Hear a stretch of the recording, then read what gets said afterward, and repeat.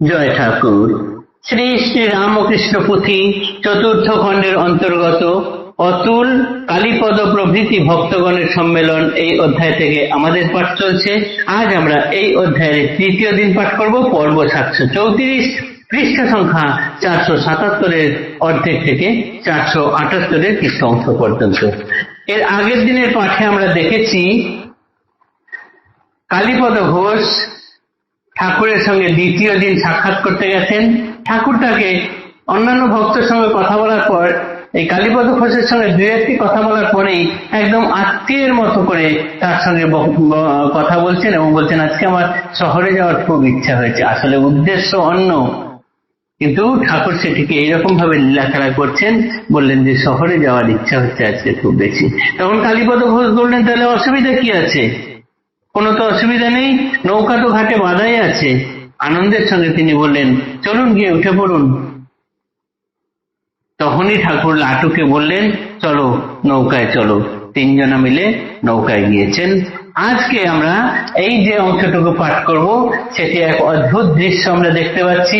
প্রবাহিত গঙ্গা, দক্ষিণেশ্বর থেকে কলকাতার দিকে গঙ্গা পথে একটি ছোট্ট নৌকা চলে আসছে, তাতে তিনজন রয়েছেন, ঠাকুর শ্রী শ্রী রামকৃষ্ণদেব, লাটু মহারাজ এবং কালীপদ ঘোষ। এই সেই কালীপদ ঘোষ, দুদিন আগে পর্যন্ত যিনি নিজের জীবনটাকে এক উচ্ছৃঙ্খল ভাবে যাপন করেছেন। বেশ্যালয়ে যেতেন, মদ ভাঙ এমন কোনো বাজে নেশা ছিল না তিনি করতেন। গিরিশ ঘোষের বন্ধু ছিলেন তিনি এবং সব রকমের বাজে নেশা করে যত টাকা আয় করতেন সব উড়িয়ে দিতেন।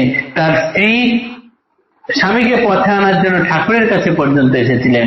ঠাকুর বলেছিলেন যে তাকে নিয়ে চিন্তা করতে হবে না, ও এখানকার লোক, এখানেই আসবে। এবং ঘটনাচক্রে একদিন গিরিশ ঘোষের সঙ্গে তিনি সত্যই এলেন এবং সেই আকর্ষণে আজ দ্বিতীয় দিন যখন এসেছেন, ঠাকুর তাকে একদম সরাসরি বললেন যে আজকে শহরে যেতে ইচ্ছা করছে। সেই শহরে যাচ্ছেন ওনারা। এই যে নৌকার মধ্যে বসে আছেন তিনজন, এখান থেকে আজকে আমরা পাঠ শুরু করব এবং এক অদ্ভুত দৃশ্য আজকে কল্পনা করব। গোটাটা পাঠই আজকে আছে এই নৌকার মধ্যে। নৌকায় প্রবাহমান জলের উপর দিয়ে নৌকা এগিয়ে চলেছে দক্ষিণেশ্বর থেকে কলকাতার দিকে। সেইখানে যে আজকের কথোপকথন এবং দৃশ্য, যেটি আমরা মনে মনে কল্পনা করতে পারি, অদ্ভুত সেই দৃশ্য আজ আমরা এখানে পাঠ করছি। সুনিশ্চিত পুতচিত ভারতী শ্রবণে, যাহা কভু নাহি হয়ে তপ জপ ধ্যানে, কালীকে প্রভুর প্রশ্ন প্রথম প্রথম, কোন দেব দেবী মূর্তি মনেরও মতন? উত্তর করিল ভক্ত মুখে মন্দ হাসি, যার নামে নাম মোর তারেই ভালোবাসি। কালী ভালোবাসে কালী শুনি প্রভু রায়, মহাতোষে ঘোষে প্রশ্ন কইলা পুনরায়, গুরুর নিকটে মন্ত্র লইয়াছ কিনা? উত্তর লইব দিলে করিয়া করুণা, বরাবর দৃঢ়তর প্রতিজ্ঞা তাহার, যিনি সেই গুরু ভব সিন্ধু কর্ণধার।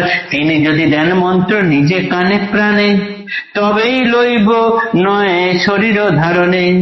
এইখানে দেখো মন আঁখি দুটি মিলে, কিবা বস্তু প্রভু ভক্ত ভক্ত কারে বলে?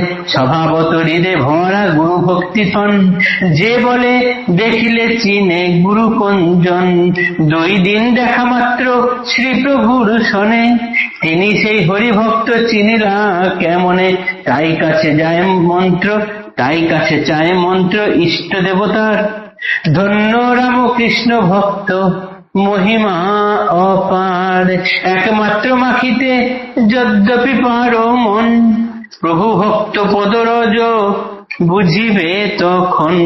প্রভুর নিকটে মন্ত্র লইবারে আস, শুনিয়াই শ্রীবদনে করি মন্দ হাস। চাইয়া লাটুর পানে শ্রী গোসাই কন, এরা কারা কোথাকার সুন্দর কেমন? মন্ত্রদান শ্রীপ্রভুর কোনো কালে নাই, কৌশলে বাসনা পূর্ণ করিলা গোসাই। অতঃপর ভক্ত বরে শ্রী আজ্ঞা তখন, রসনা বাহির কর দেখিব কেমন। অঙ্গুলির অগ্র দিয়ে জিহ্বার উপর, কিবা লিখিলেন প্রভু তাহার গোচর। এই যে দক্ষিণেশ্বর থেকে নৌকা যাচ্ছে, জলযানে তিনজনে শ্রীপ্রভু সহিত শুনো কি হইল কথা অতি সুললিত।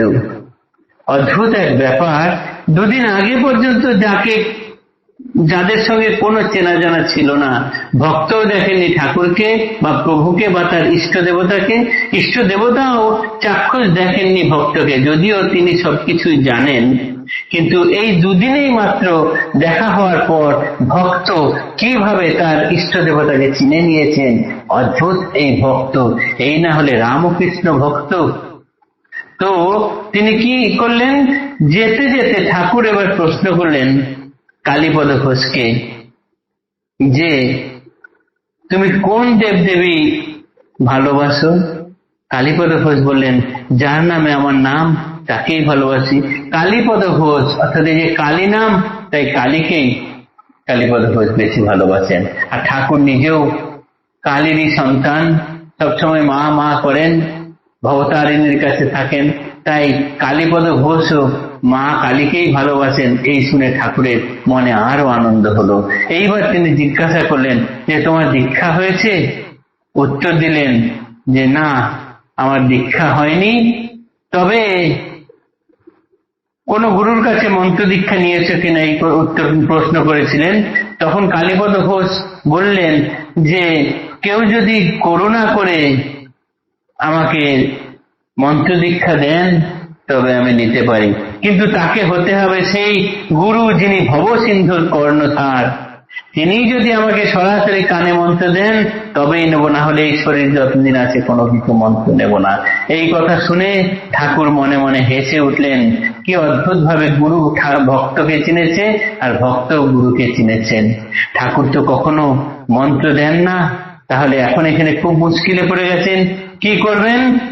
কালীপদ ঘোষকে বললেন জিভ বার করো তো দেখি। ঠাকুর জিভ, হাতের বরণ, চোখ, মুখ, কপাল ইত্যাদি দেখে মানুষ চিনতে পারতেন, বুঝতে পারতেন, তাই তার জিভ বার করতে বললেন। সেইখানে তিনি আঙুলের ডগা দিয়ে জিহ্বার উপরে কিছু লিখে দিলেন। কি লিখলেন ঠাকুরই তিনি নিজে জানেন, অথবা যাকে লিখে দিলেন তিনিই জানেন। আজকের পাঠ এতটুকুই থাকলো। আগামী দিনে পরের অংশ পাঠ করব। জয় ঠাকুর। নমস্কার।